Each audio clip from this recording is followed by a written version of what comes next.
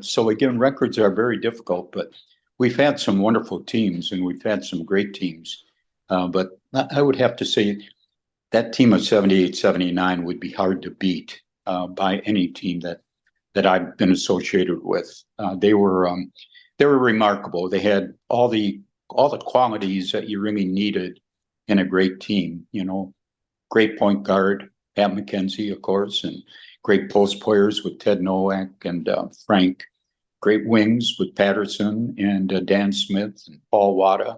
John Eisenshank, who was a junior at that time, came in and did a super job. And John Harvey would come in and play a point, and he was a vicious he was a vicious competitor.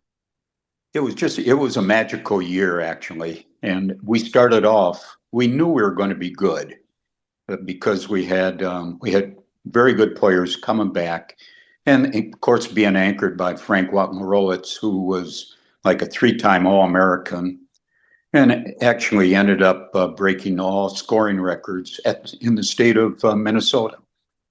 So he was a great anchor. But we had a great point guard with Pat McKenzie and Dan Smith at a wing, John Patterson, Ted Nowak, Paul Wada, John Harvey, just a great bunch of guys, and they were tight, and they were very, very competitive.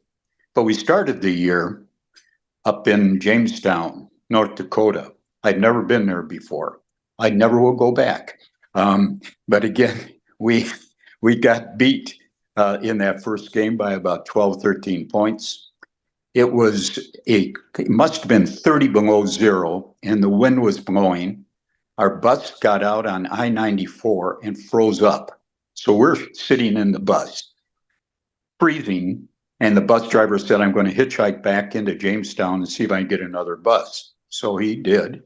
And he came out about an hour and a half later, and we transferred all of our luggage and equipment to the new bus, drove into Fargo, and as we got to the outskirts of Fargo, that bus froze up. So we ended up at I think it was called Sambo's Restaurant or something. It was 24 hours a day open. So all of our guys went in there, and we're waiting for a new bus to come.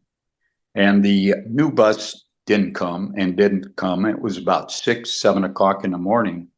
So we called the bus company, and the bus company had sent the bus down to St. John's University to pick us up.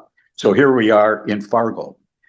Eventually that bus picked us up, and we got back right around 11:30 for classes. And then we played at Morris the next game, and we got beat by, I think, 1 point. We missed a last second shot.